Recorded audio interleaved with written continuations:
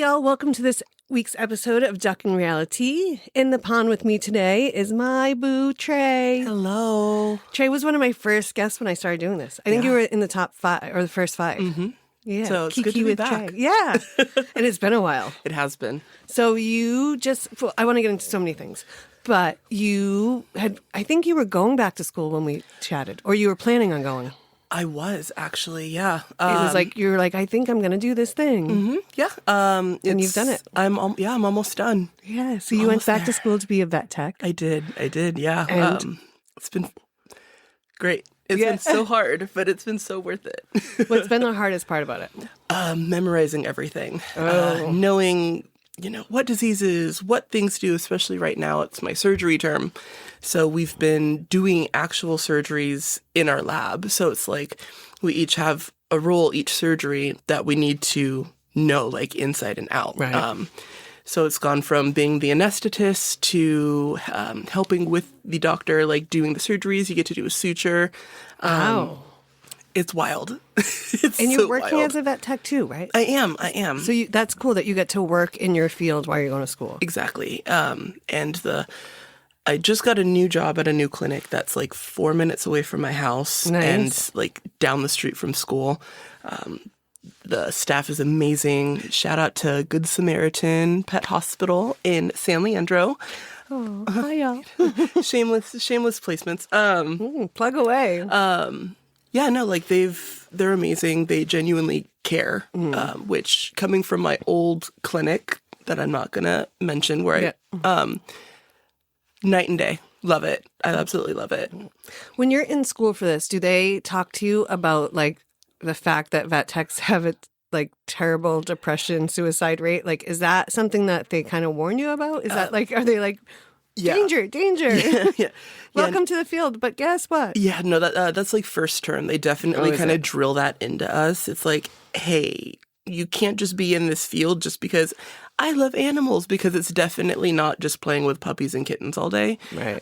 It's very much like you're gonna be dealing with piss, shit, blood, urine, vomit, all of that stuff, in addition to dying animals or animals that are getting put down and stuff like that. Crazy owners. Crazy psycho owners, I swear to God. Also, crazy psycho staff, crazy psycho doctors, managers, stuff like that. Yeah. That's also just like any workplace, but because you're in a like hospital together or whatnot, it's much like smaller And more stress. Like the stress must seem bigger. Mm-hmm.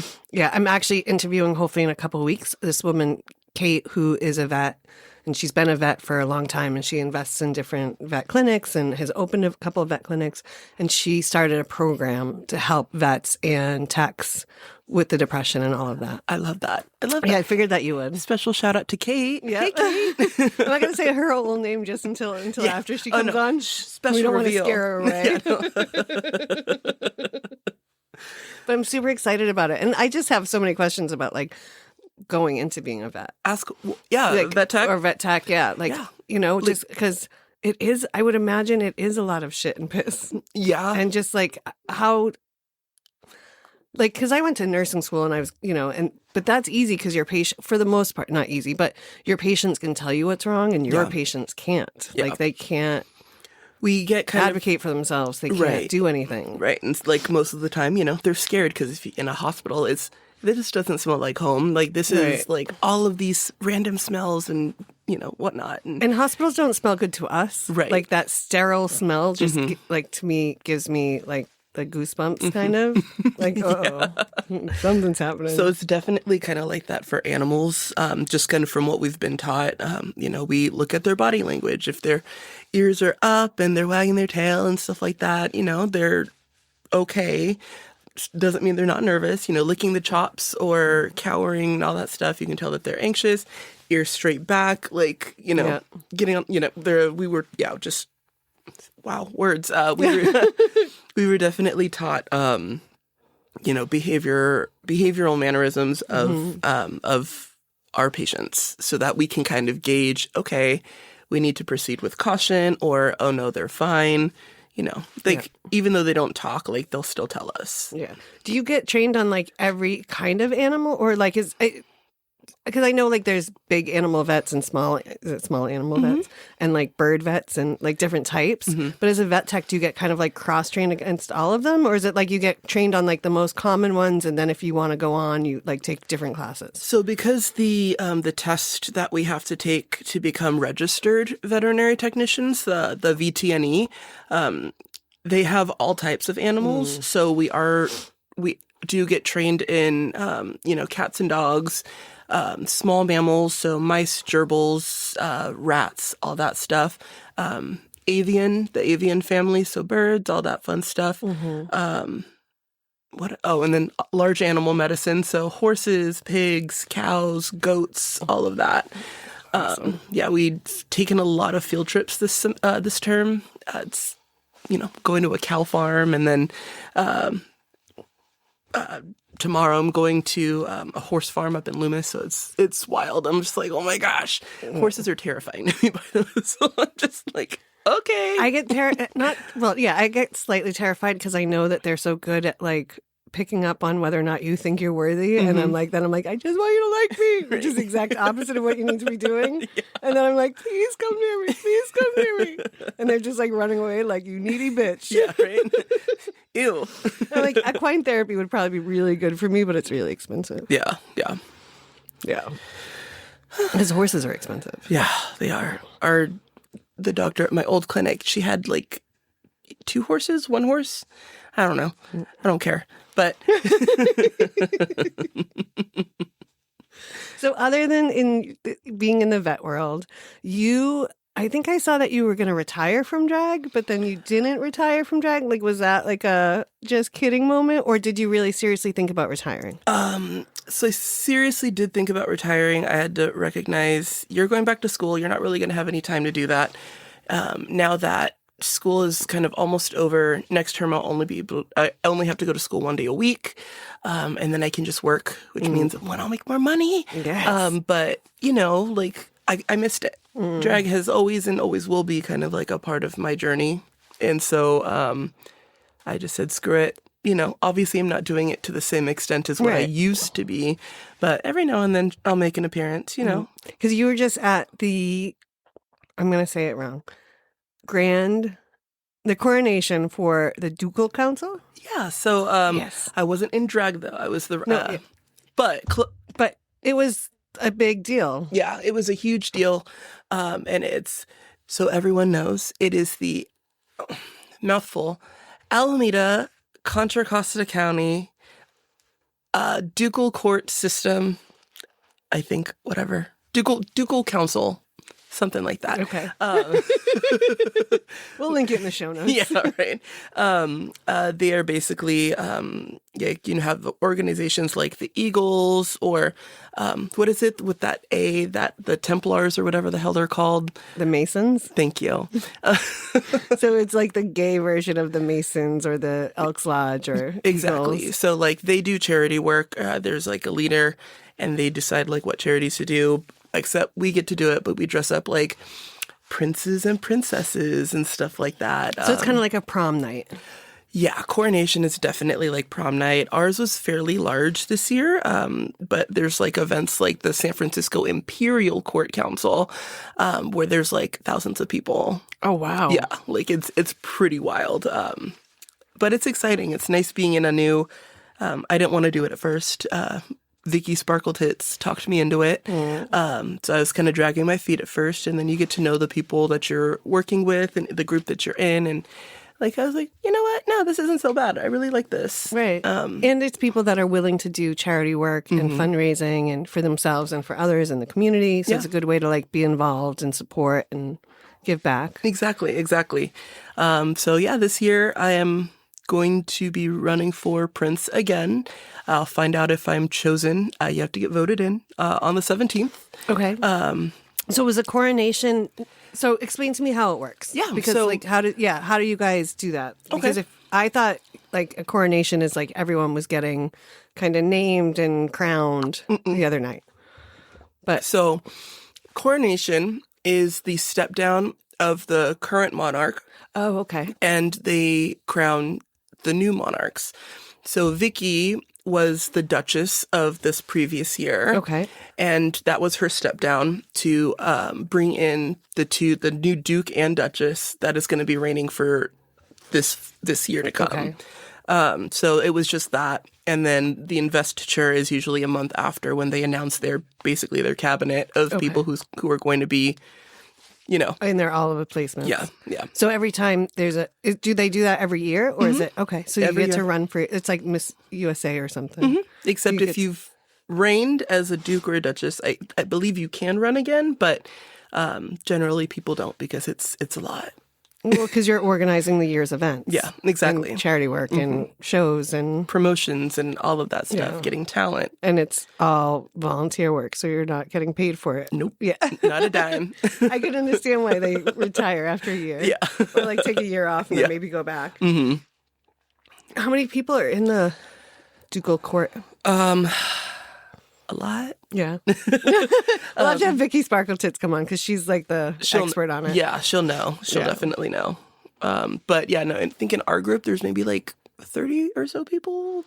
Oh, plus 30 plus. That's a lot. Yeah. Yeah. Nice.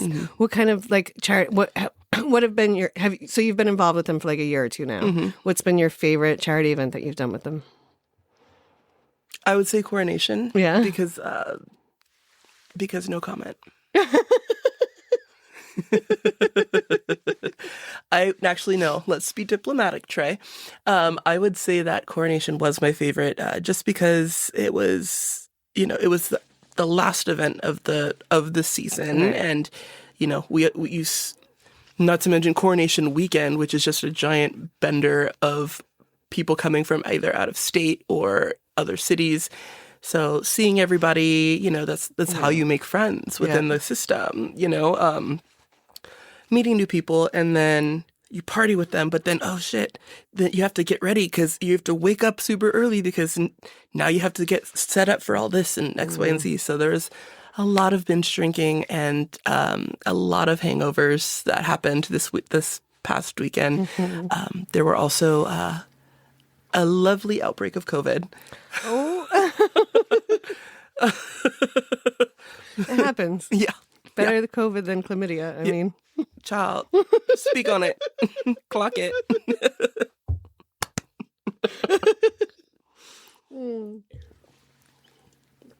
What else has been lighting up your world? You've also, hold on, I do want to talk about this because last time we were on, you were still very much sassy, and you joked earlier because I said my mouth had got me in a little trouble, and you were like, "Oh, I've calmed down, and now you're just being extra feisty." So, what has caused the calm down? Getting older and not having the energy to do it anymore. So you've just aged out of the drama? Like, yeah, it doesn't serve me. It's really, like, I'm just like, ugh. I'm too tired for that shit.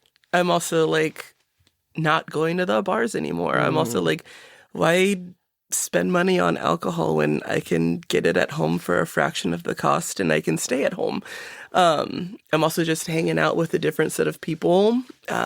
Lot of just no drama, not having to worry about, oh, do I have to walk on eggshells with you? I can just be my authentic self with them, and we just hang out, and it's a small community, which is great.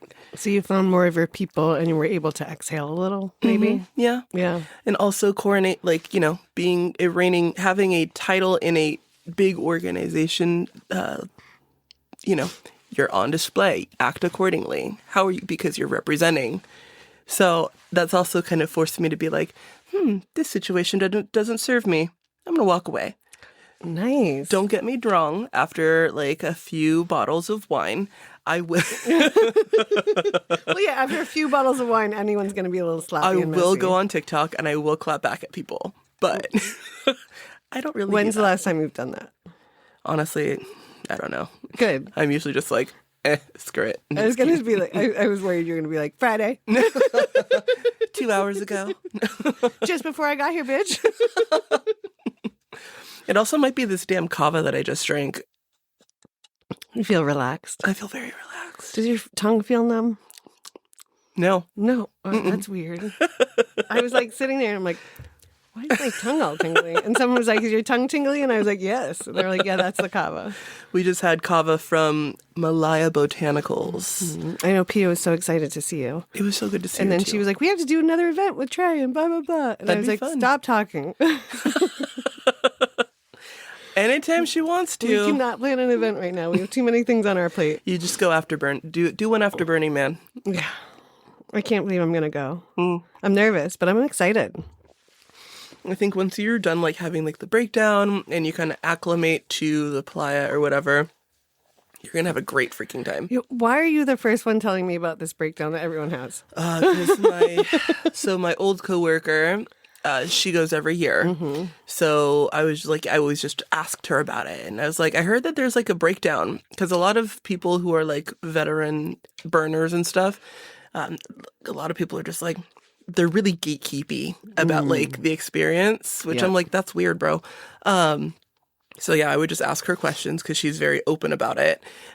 She's like, oh no, absolutely. Because it's hot as shit out there. Yeah. You don't have like real access to like running water, bathrooms, all of this stuff. You're far away from home, so you can't really leave even if you wanted to. Yeah. And so it's just kind of like all of these things, plus if you decide to partake in any fun drugs or whatever, harm reduction, period. Yeah. It's really overwhelming. Yeah. Plus it's also like you're in like this huge ass city. Yeah. So it's just kind of, you break down. You gotta allow it though. Of course. I mean, it's part of the experience. Mm-hmm. Like I said to someone, I probably won't go for the full 10 days. Yeah. Because that's just a lot. And that's a lot of time to take off and to travel. And then there's probably like 2 days on travel on either side of that. Because it's, it takes like 8 hours to get in and 8 hours to get out if you're lucky. Yeah. And so I was like, I'll probably go for like 5, maybe 7 of the days. And it'll be my 3rd time ever camping. Yes. I love that. I'm praying that it won't rain because like last year or whatever, it rained and it was a whole to-do. Yeah. But I also heard like from a lot of people that were there that the news made it sound a lot worse than it was. They made it sound like it was an apocalypse. Yeah, they did. And like burners are resourceful people and they all like, someone was like, just remember like, practice radical self-reliance, but also know like there are a bunch of people there that are waiting for someone to ask them for something. And like they're like, I overpack so I can help. Like they're like, so give someone the joy of letting them help you. Yeah. And so I'm excited for it. I feel like last year I almost went and I almost went on super short notice and I was kind of chickened out. And then this year it kept coming up and someone was like, when it calls you, it calls you. So I was like, all right, I guess I'm going. You're heeding the call. Yeah. And it's like a good time because there's some stuff happening and I'm in flux with some of my work stuff and trying to figure out next steps and trying to really give this its due because I've been kind of dragging my feet on that. Well, and like I haven't really seen you in forever, but like period. I can tell you've been working on yourself, girl. Oh, so yeah, constantly. I kind of feel like this is going to definitely it's going to crack that shell like even more and just, you're going to just let all of this stuff in. You're going to come back a completely different person. Here's hoping. I always want to be the next version of myself. Like I want like my morals and my like, I don't know, my core to be the same because I think at my core I am like a really good person who's just trying to do good and put good out in the world. And I don't always fucking reach it. I mean, I make mistakes all the time, sometimes huge ones. And then there are times that I make a mistake like, fuck it, I know that this would make me a bad person in some ways, but in this moment, it's what I want to do. Yeah. And I kind of go into it open-eyed, but I was listening to our episode, a little bit of it earlier. Yeah. And I was talking to you about how you are so steadfast in like who you are and what you are. And like you've worked so hard to get there. And I was saying like, I'm almost there. You are. But I'm like still like such a people pleaser. And like I will still shrink down to make someone else comfortable or to let them shine and think that my shine can't shine with theirs where it can both shine. Right. And I was just like, oh yeah, maybe this is the thing that will finally like help me release all of those old belief systems or the other voices in my head that aren't mine. And I was just like, oh, it's kind of funny that Trey and I are meeting to talk about stuff like this today. And this is where I've kind of been, where it's something that you've been really good at for a while now. Thank you. Yeah, it's one of your strengths that I really like admire. Thank you. oh, you know how I knew I was grown? And I was like, oop, she's actually grown. So I had some history with one of the people that was at Coronation. Okay. From Sacramento. And it was horrible. Back when I was younger, I was a demon twink. I was like evil. Well, you told me in our episode that you had become the Regina George of the drag community. Tried to, definitely. Which I was just like, we wouldn't have been friends. Got kicked out, all that stuff. I saw the person who, and I was like, hey, good to see you. He said, good to see you too. Just been trying to give you space. Oh, I have too. And then later on, I was like, he's here. Just talk to him. Right. So I was like, hey, did you have like the space to have a chat? And he said, I don't do that here at Coronation. So I'm always down for a phone call. So nice. We had a chat. We talked through it, water under the bridge. And That was like the release of literally like a thing I've been holding on to for like over almost a decade. Wow. So I was like, oh my God, what is this? This is amazing. I could walk on air right now, bitch. Want to see? You're like, I am grown and healed and being an adult. Still healing, but I feel better. I feel good. I'm just like, yeah, let's just go. Yeah. And do you think have you been seeking out how to do that? Or did it just kind of develop out of the fact that you now have this circle of friends that are better for you and giving you the space to be you and supporting you through like your changes in school and, what you're aiming towards? Mm-hmm. I think that's the case. Learning how to have discussions, even if they're hard, and just knowing that like, it's all okay instead of having to be defensive and just be like, okay, well, what about this time when you did this? Like just being able to just have a chat instead of like being defensive about right, it. and being like overly prepared, because that is a trauma response. Like, oh yeah. Just being like, oh, you want to have a chat? What now? Like, what did I do now? Or like immediately just shutting down. So yeah, no, that kind of, like you said, like it's allowed me to be like open up and be more authentic and like authentically myself, not feeling judged for what I have to say. Oh, I said that all in one breath. That was exhausting. It felt like you were trying to just get it out so it was away from you. Exactly. That's how I do it sometimes. I realize I start talking really fast when I am worried that the person I'm talking to is going to like not believe me or like be defensive about something I'm saying or something. Like I'll be like, let me get it all out so it's done. Yeah. Or even sometimes when I'm telling a story, I'm like, I just want to get through the story before someone else interrupts me. And I'll be like, and then like, what? So what have you been up to? The last 3 months have been wild. Yeah. I went on my European tour. Oh, yeah. With the Banya. And then I had stretched that out and went from the Banya tour. I had 17 people. We went to 3 countries. And then I joined my friend Linda on a wine tour through 2 more countries. Okay. So we went and drank wine and ate at restaurants, and it was amazing. Sounds amazing. Yep. We were like some of the youngest people on the tour. But everyone that we met was super fun. There was a group of 8 friends from Houston, and it happened to be 2 lesbian couples and 2 gay couples. Period. And I hung out with them almost all the time. Of course. I was like, oh my God, I love you all. And they were funny because one of them, Scott, who's I would love to talk to because he's a pharmacist. And his husband is a psychiatrist. Oh. So, of course, I was just like, tell me everything. Yeah. What prescriptions can you give me? No. But they were like, for people that like to drink, I think you're our first bartending friend. And I was like, how is that possible? Right. Also, when can I come to your house? And that was amazing. And then from there, I went to Saudi Arabia. Oh, shit. Which was a huge, I was drinking for like 7 days straight to Saudi Arabia where you can't drink at all. And I had to wear like the garb. Yeah. Which was actually really kind of freeing in some ways. Why? Because you had your titties out underneath it?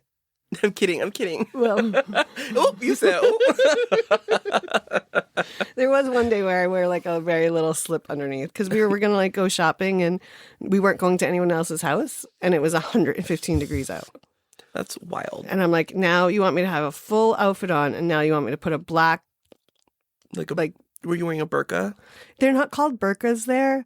Actually, I have to look it up. So the over kind of coat that you wear, the long black one, is called an abaya. Okay. And then the headscarf, I keep forgetting. I want to say it's a shalom, and it's not. That is a greeting. Yeah. I'm looking it up right now. This is when I need an assistant. Well, if they were here, they'd be fired. They would have had it done already. Yeah. Oh, a schmeg. A what? This is why I can't remember it. It's called, I'm going to. It's called a word. Look it up for yourselves. Yeah. Schmeg, I was going to say schmegma, and it certainly is not that. Yeah. Oh, the men's are called. So, yeah, these are both what they call the men's. Yeah, I'm not going to pronounce that because I'm going to say it wrong. When we were in Saudi Arabia, I kept getting the word wrong for thank you. It's shukran is thank you. And I kept saying shashuka, which is a breakfast food. And not because I didn't care, just like, your brain with new languages. But I learned a little bit of Arabic, but I'm terrible at it. I have a hard time with English words. Never mind never mind a whole new language. Yeah. But it was really fun. It was interesting. It was very, like the first 4 days I was there, I didn't exchange like energy with a man. Yeah. Because and the only time I saw one was when we went to a store. Like, because the woman that we stayed with is single, so it's just women in her house. And then every time we went to someone else's house, you come in like a separate entrance, and then there's like a sitting area and a bathroom and sinks, and so you don't have to go anywhere else in the house. Oh my God, you don't have to men. So you don't men. Oh my God. And like there was such a vibe amongst the women of like community and like because it's like an even playing field almost, especially when you're out in public and everyone has the same kind of uniform on. Yeah. It kind of reminded me of what Catholic school was supposed to be. You know what I mean? Like you're supposed to be in the same outfit so then you're not like bitchy about it. Yeah. But like being on the train, like one woman was talking about where she was going and like 3 other women jumped in to help explain how she should get there. But it felt like a caring, loving jumping in instead of like a I know better than you. Or like there was just like a very nice camaraderie amongst all the women. It sounds like auntie energy. Yeah, it very much is auntie energy. And so like that was really cool to see. Yeah. Like it wasn't, but then like there was one night when we went to a family event and it was like, the rich auntie's house.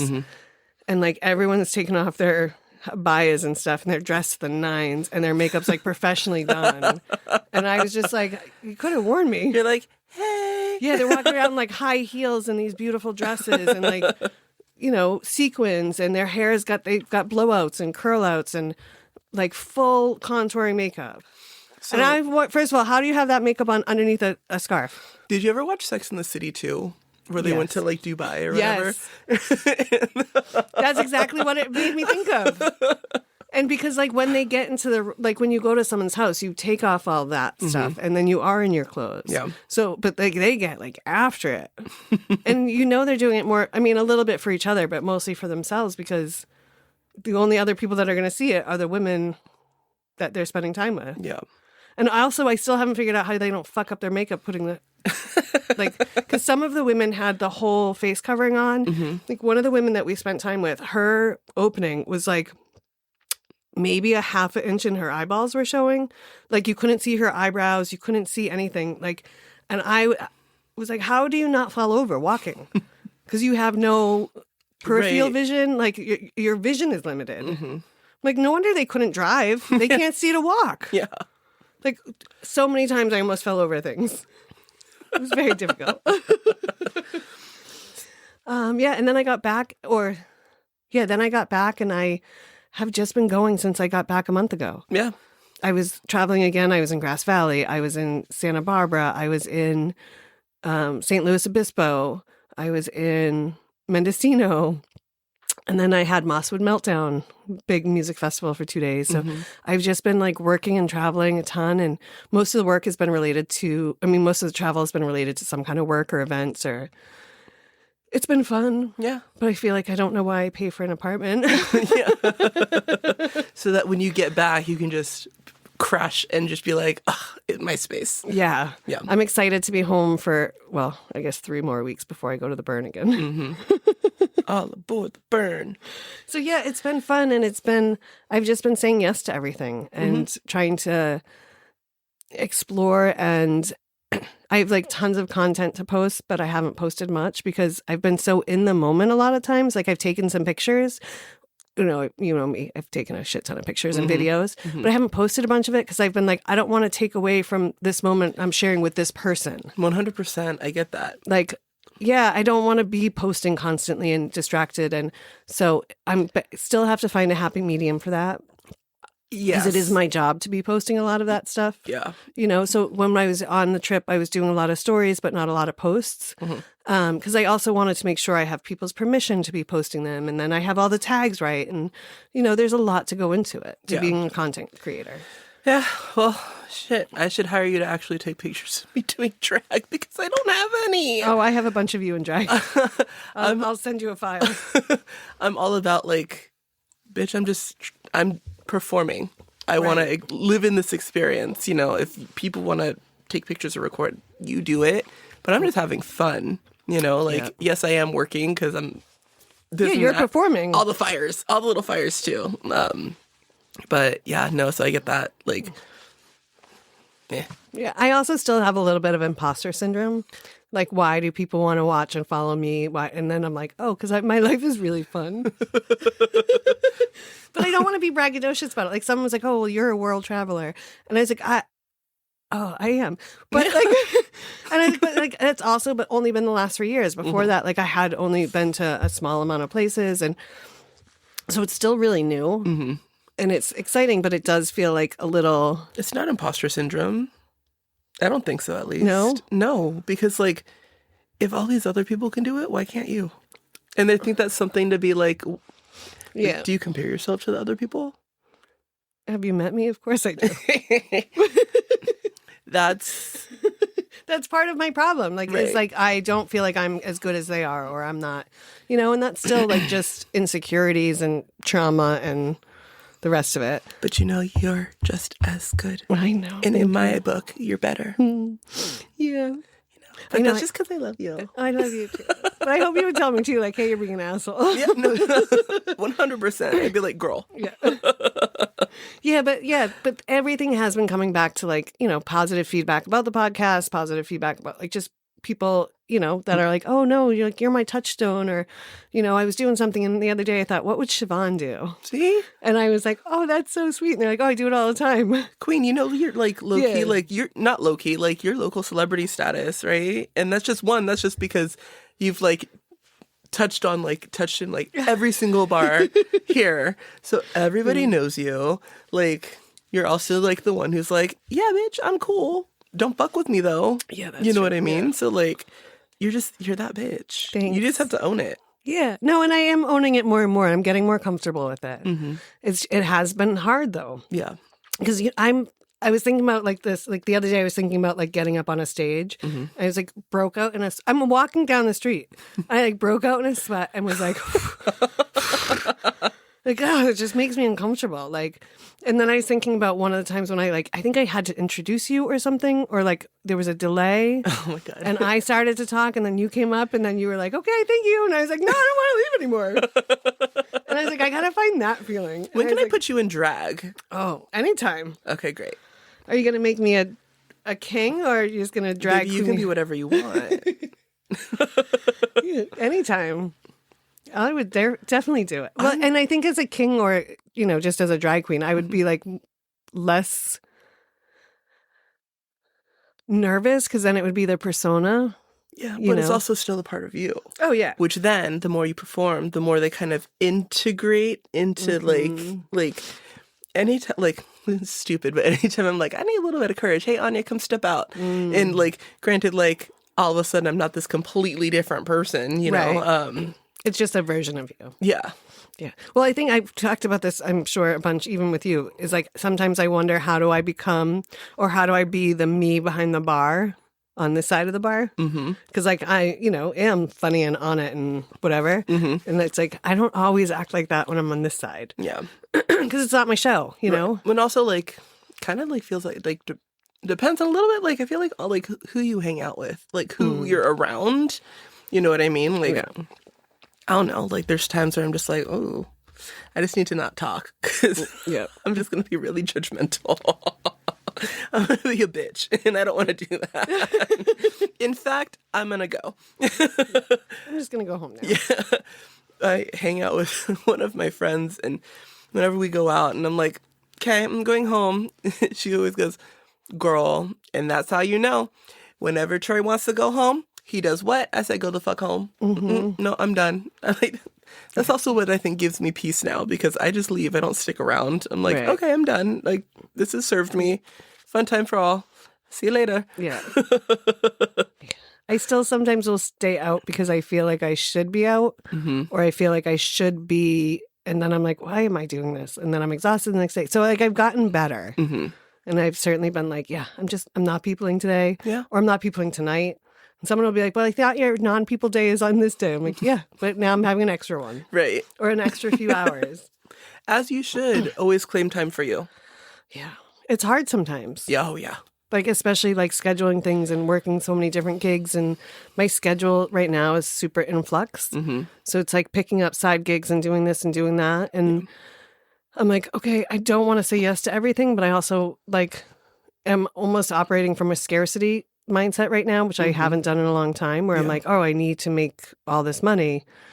And it's been like, I'm trading time for money that I didn't want to be doing. Right. Like I thought I was past that point. And now I'm like, fuck, why am I back here? I don't have an answer for that. Yeah. Why not? This is a therapy session. You're supposed to be therapizing me. Excuse me. Okay, Siobhan. So let's talk about that, okay? Let's unpack that. Let's unpack that. I mean, yeah, scarcity mindset. When I left my job, and before I found this new one, scarcity for real. Like, girl, not like being able to like pay anything or like, like only being able to put like $15 of gas in your car and stuff like that. Having to rely on.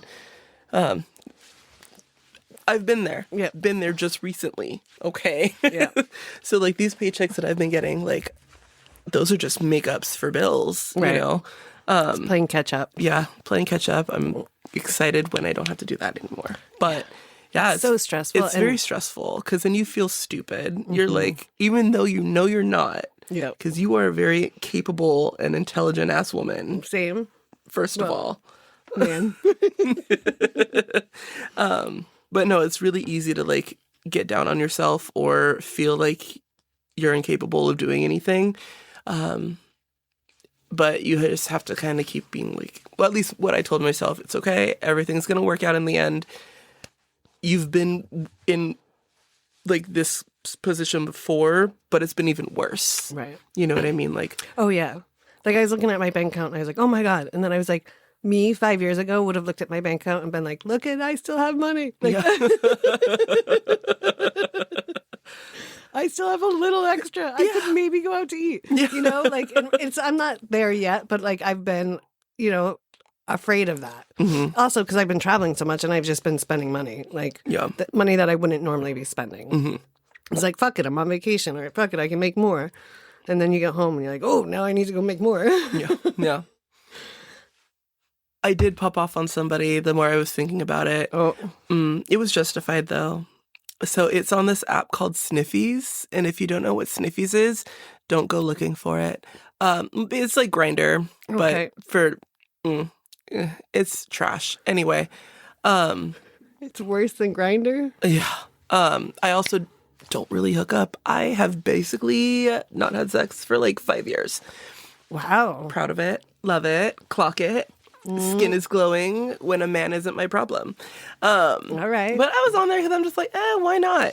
And somebody was just so rude. And then in their profile, they were like, I'm an inspiration to others around me. And the way that they were just so rude to me, I was like, so much for being an inspiration to others. And then they literally came for me. They're like, you're fat. How do you hold your head up with like your double chin? Okay, and first of all, let's be clear. I'm chunky. We don't. I have a dad bod, but you know what? I'm still sickening. I'm still that bitch. And I don't have a fucking double chin. No. Bitch, let's clock that T. I have more of a double chin than you do.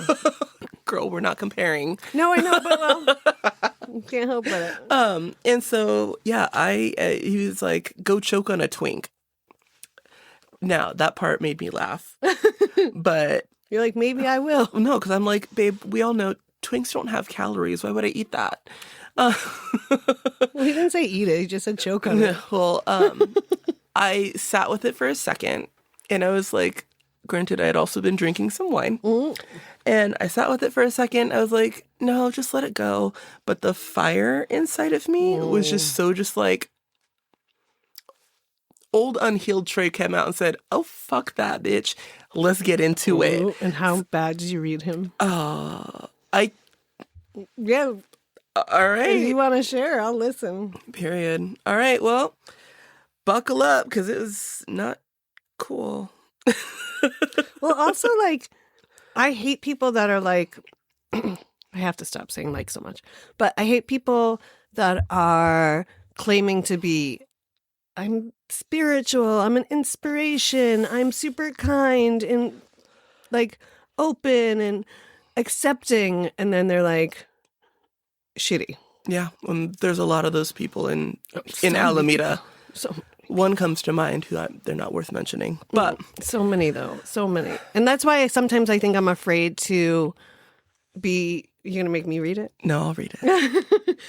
I think I'm afraid to be like, I want to be an inspiration to other people. I want to be encouraging because I don't want to be like looked at as just full of shit. Yeah. And I think some of that is where that imposter syndrome comes in. Mm-hmm. So, all right, now let's get to the read. Not proud of what I wrote. I'm going to put it on a t-shirt. I mean, so you want to call me fat while showing extreme signs of narcissism. The only inspiration you are is to women considering an abortion because your mother should have had one. You're judging me and my body when your only pictures are of bulges which can be fabricated, and it's a clear indication you're a fucking brick. So while me and my two chins go and enjoy life, I hope you continue to enjoy your lifestyle of being repeatedly mediocre. Also, choke on a twink. Babe, twinks have no calories. Everyone knows that. And then also, too, I was a little crazy because he had blocked me from that account, so I made a whole new one just so I could find his ass and then reply to that. Forgot to add that little detail. Because one thing I will do is have the last word sometimes, and I think that's fair in that situation. Because, yeah, my body is a little bit of an insecurity, but I've also, like, just appreciated it now. Like, I'm getting past that. You have to be fit, you have to do this to be desirable. No, I'm still I'd like to think I'm a good looking person. I think you're a good looking person. And now my personality is matching that. Trying to. Just don't piss me off like that. Like, come on now. But I feel like that read is not as bad as it would have been 2 years ago. It would have been, oh my God. Like, you would have put him in therapy 2 years ago. You know what? I mean, that part about being like the model for abortions is kind of harsh, but... And I said what I said, and I'm not going to apologize for it. Did they respond to you? No, because I blocked them after I made sure that they saw it. Mm-hmm. You're like, read receipt. Bam, you're blocked. Yeah. All right. Yeah. I like it. So thank you. I'm not mad at it. Thanks for playing. I have been sending... When a dude sends me an unsolicited dick pic, oh God, which is the only dick pics I get because I've never solicited a dick pic. Let's be clear. I'm not saying I wouldn't, but I've never had to because I just get them unsolicited. And so now when someone sends me one, I send them someone else's dick, and usually a bigger one. I would just go 2 out of 10. 1 out of 10. Or just go, meh. Or I just block them now. Also, sending someone else's dick is fucking diabolical. I respect it. In like a bigger one. I respect it. Like there's one dude that sent me a picture of his dick, and his dick is huge. But he's on the toilet and his sweatpants are around his ankles. And there's nothing in the, well, I mean, I can't really see it in the toilet, but like he's holding it like across the toilet bowl. Okay, so let's get into dick pics and why men take horrible pictures. I was just like when I looked at it, like first I was like, wow, that's a huge dick. Like not going to change my mind about coming to meet you, but like impressive. Right, like, but cool. also like, wait, you're on a toilet? Like, also, why do you guys feel like, oh, just because I have a big fucking dick, I can just send all these?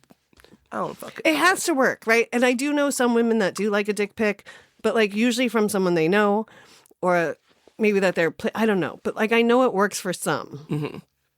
But why not let us ask for it? Well, because then that would be what? Why? Then they wouldn't have control over what they were doing. Yeah, I don't like it. I don't like it. I also had a guy that we were talking, and I was so excited, and we were going to go get coffee. And I was like, yeah, I only have a few hours before I have to go to a next meeting, like, but it'll be nice just to meet, see if there's a vibe, see if we really want to go on a date. And he's like, oh, yeah, well, I can always lick it before you go to work. Girl, no. What? Ew. Like, you were doing so well. Like, so well you were doing. But our conversation hadn't been, like, sexual at all. It had been very, like...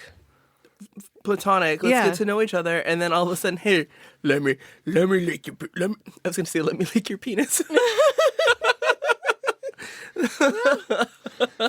Same thought, different field. I would have been like, will you let me eat your ass? Yeah, Also, but for gay guys, that works. No. Oh, no. There was this one time I was in drag. I think the first Halloween I ever worked at Feathered Outlaw. Shout out to Feathered Outlaw. We're not sponsored, by the way, but we could be. We could be Feathered Outlaw. Let's go, Marie. Yeah. I like your shit. Give me a discount. Feathered Outlaw. Where all your No, you can't. Not until they give me money. Okay, never mind. Or Marie comes on the podcast. I was in drag. I was dressed up like one of the witches from Chilling Adventures of Sabrina. Yeah. And it was me and I think Tracy. Do you remember Tracy? Mm-hmm. Hey, Tracy. We were at the bar and it was like closing and this drunk dude came up. He like grabbed like I was wearing hip pads because you're in drag. I would have fucking, hey bro, why are you touching my ass? And I just would have been, but she's classy. But he was like, hey, let's go hang out. Come home with me, blah, blah, blah. And I was like, let's get crazy. So I was like, oh yeah, you're going to let me with you? You're going to like, I'm going to hold till you lead and blah, blah, blah, blah, blah. And I was like, does that sound good to you? And he was like, yeah, that sounds really, I'm like, sir. What is wrong with you, sir? Hello? Why are you agreeing to this? I'm trying to scare you. Leave me alone. He's like, keep talking dirty to me, baby. I'm like, sir, I'm like, literally, like, I want to. Oh my God. Horrible. And then Kirkland was like, hey, you got to go. I'm like, thank you, Kirkland. Thank you for saving me. Thank you so much. I love me some Kirkland. He was just here the other day, actually. Really? We were catching up, yeah. Chocolate rain. He's so dapper. He got here and he took his bike helmet off and I was like, oh my God. And he immediately pulled out a pick from his back pocket and fixed his fro. I was like, there we go. That's the Kirkland, Yep. He will never go anywhere looking busted. No. He's always so dapper. Like, really. Mm-hmm. So have you started dating again? No. My goal is to finish school. Nice. I don't have time for anybody right now but myself. I like it. I need to pass my shit. Yeah. Once I graduate, yes, I'm going to have to study like 24/7 to be able to also know, actually, like, once I pass this term, I can consider the possibility of dating, but it's also like, the apps just exhaust me. Mm-hmm. You're talking to somebody, you think it's going well, then they don't talk to you back, like, or they like just stop talking to you. And I think gay men too, like, it could be for straight people too. I don't know. I can't speak for y'all. I think a lot of times gay people have like just their head on a constant swivel, and when they see the next shiny thing, that like, even though you're having a good conversation with somebody else and they're they just kind of ghost you because, oh, shiny new toy, squirrel, with like no explanation. Then you're just like, oh, okay. And then it also goes into like the internalized racism within the gay community, or, you know, and all of that stuff, the body shaming, the internal body shame of, you know, all whatever, X, Y, and Z. But I'm going to try, but I prefer meeting somebody in person. Like same. I think that I know I will meet my future person either at like maybe a coronation event or like in public, just like going out to like a bar or something like that. Right. Even the grocery store. I think we are so used to, especially since the creation of like the dating apps and stuff like that, that goes, I think, for everybody. We're so used to trying to meet people through an app when like even through the apps, you can't really be your authentic self because you're too busy like peacocking, basically. Yeah, or playing the app game. Right, or playing the app game. And I don't think that that's fair. And I think that that's really a detriment to kind of like who we are as human beings, because human beings are supposed to be about connection, not like connection through a phone. Right. Which it's so easy to do that instead of just getting out there and doing things. So.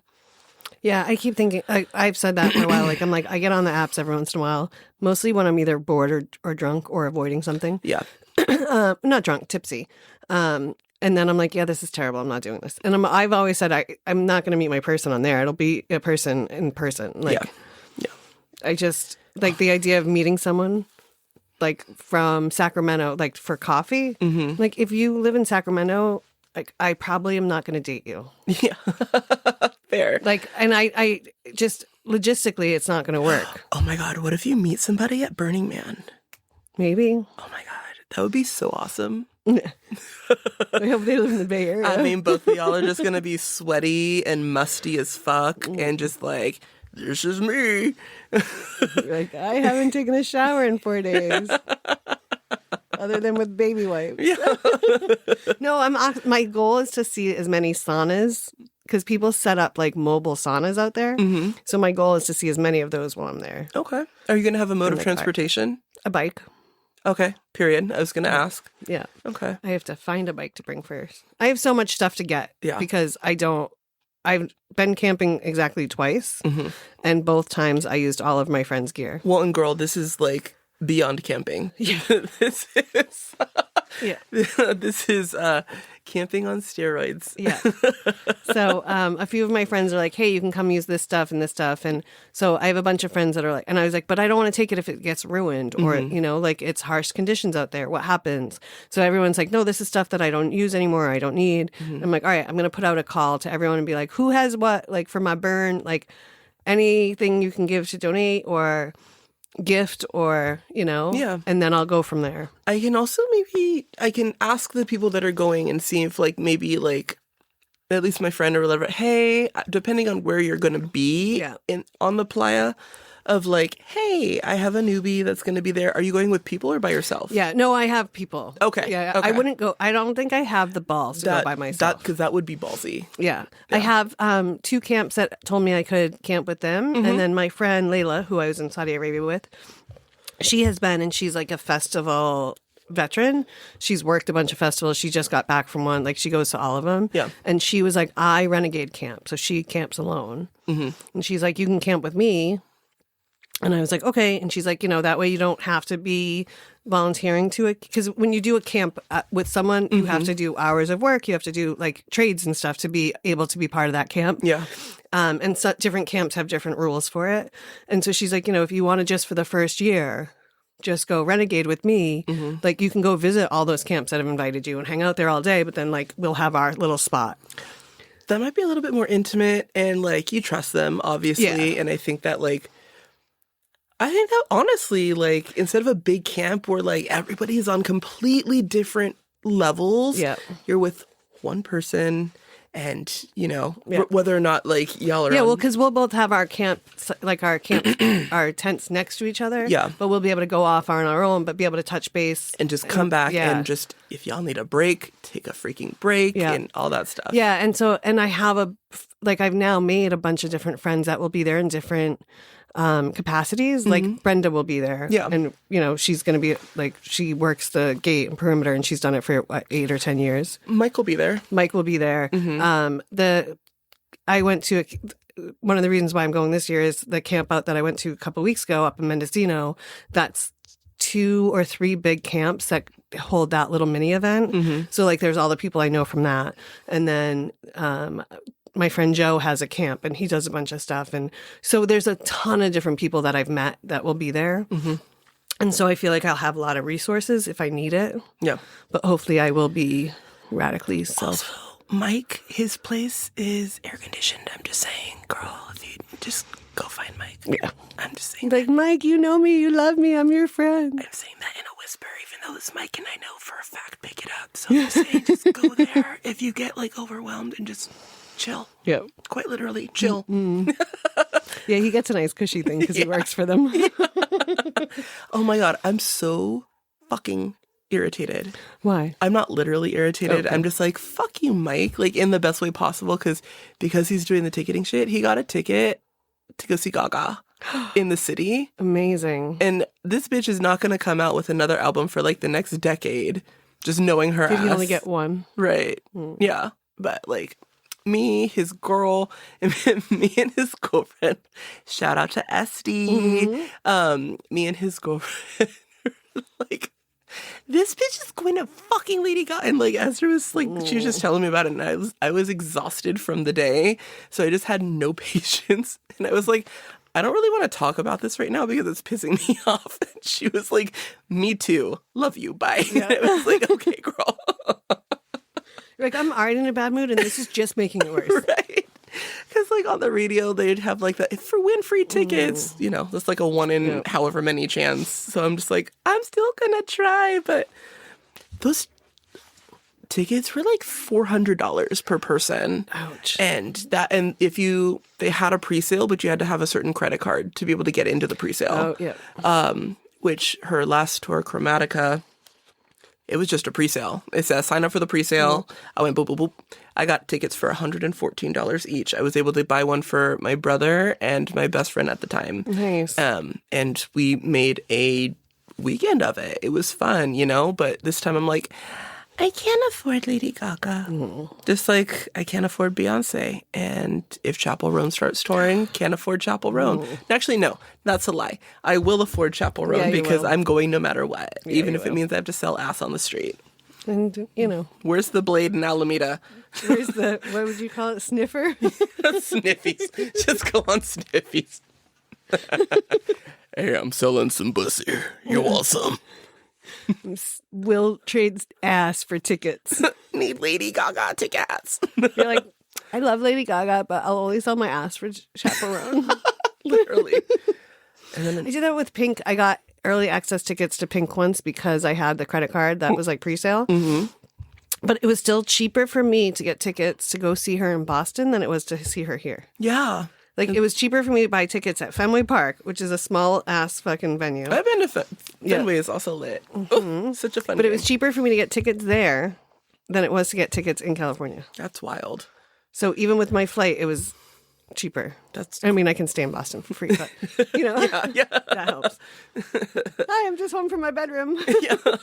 Still with your old teenage posters and stuff. Kidding. Close. Oh, No, it's not. Those posters are in the back of the closet.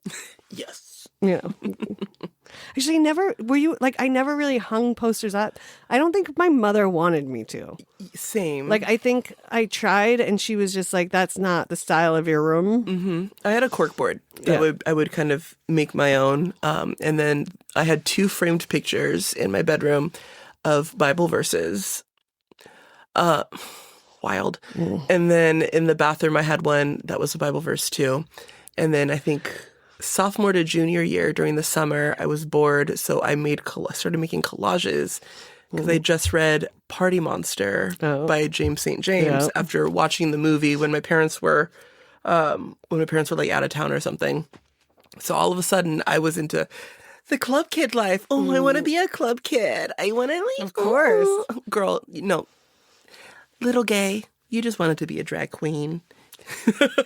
But I made this elaborate collage and all this stuff. And like, then I hung that up and, then my parents were like, but they couldn't do anything about it because she was changing. Girl, you'll be a woman soon. I just started drawing on my walls. Oh, really? Yeah, I started like painting on them, and then like my dad would be like, "What are you doing?" I'd be like, "I don't know, just tired of looking at this color." And then I would like repaint my room white so I could draw on more of it. My dad would have beat my ass. There's like, well, they just couldn't. Like by the time I was in like senior year in high school, like I think the first time I dropped out of college too. Like I'd come home and was just like, I'm tired of this. Yeah. I was like, you picked this fucking ugly color to paint my room, and I just need it to not be this mint green. Like it was a terrible mint green. My parents had terrible colors in our house. Green is a healing color. Not this one. This one was not. And I had like orange sherbet curtains. Oof. Yeah. Yeah. It was terrible. That'll do it. Yeah. Like my childhood bedroom, my brother and I used to share a bedroom, and it was like an orange color. Oof. Like I love you, Mom, but terrible taste. My best friend in high school, she had one of her birthday parties was she had her dad. She lived in a windowless room, by the way.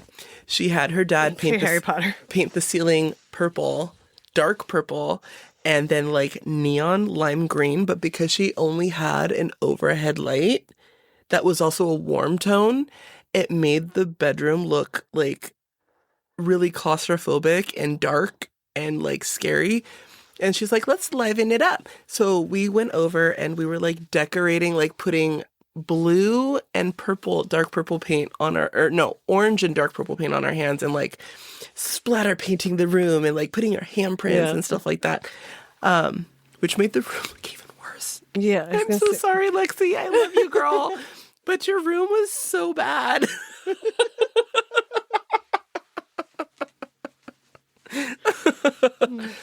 I wonder if she remembers that. Probably. It's probably like a core memory. Yeah. Like I remember there was a time when we were in my parents' basement, which wasn't like a totally finished basement, and we were cleaning it because my parents had told me if I cleaned it, I could have a party down there. And we were cleaning it with ammonia, bleach, and something else. And like, you're not supposed to be, like, my friend Lauren and I were like fucking high as shit. Like, congratulations, you made mustard gas. Yeah, and then I think my dad came down or my brother came down and was like, what is that smell? And my brother's like, are you trying to kill yourselves? And we were like, maybe. I'm just trying to clean this fucking floor. I just want a party, Dad. And like, she cannot talk about cleaning anything without bringing that up. And I'm like, I probably would have forgot about it, but you talk about it so much. She's like, yeah, we almost killed the whole house. Yeah. God. But I have not thought about the fact that my room was ugly until right now. I haven't thought about it in a while. I wonder if that's also why I get so like twitchy when people come in here and they start like looking around. Because you're like, don't fucking judge me. Yeah. Also, first of all, this is your house, so you can do whatever the fuck you want. And if they don't like it, they can keep their mouth shut. Okay, because I don't see them walking children in nature and hosting their own show on HGTV. So, I don't see me doing that either. Yeah, exactly. That's why I'm like, do your thing. And your house is actually very cute. Thank you. Probably because you have a house and your own house. I have an apartment. Okay, bitch, it's the same thing. It's still a house. Not. Okay, tell me, you know what?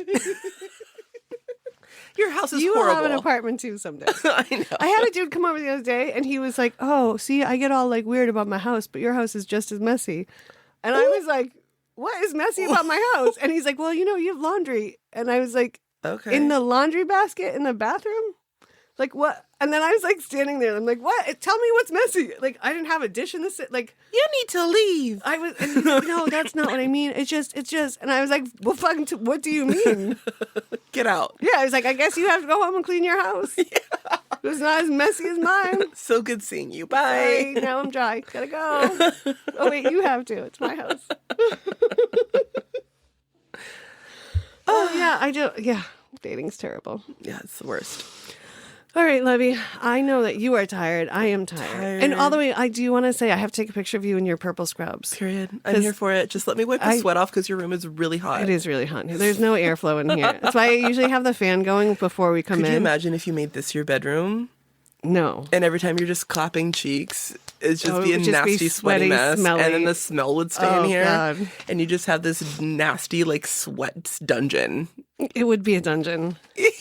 Because this room has obviously no windows. No windows. Well, but walls. It has walls, yeah. So the sweat would be dropping down the balls. Whoa. Oh. I love that scene every time. But thank you for coming. Thank you for sharing with us about where your life's at and what it's like being a vet tech and just kikiing with me because I love you and I love to kiki with you. Need to do this more often. Yes. Not this per se, but just see each other. We don't always have to have mics in our mouths. We'll podcast. Oh, not the mic. Get away from me. I didn't give you consent. No, but like, I think like, yeah, just maybe not just wait until, anyway. Yeah. Not next year. Right. We'll do it again soon. Yes. All right, y'all. Thank you for listening to us. We hope you enjoyed our kiki. We hope you find your joy and keep working on yourself because life can only get better when you do. Yep. And just remember you're loved and important. You are loved. Bye, y'all.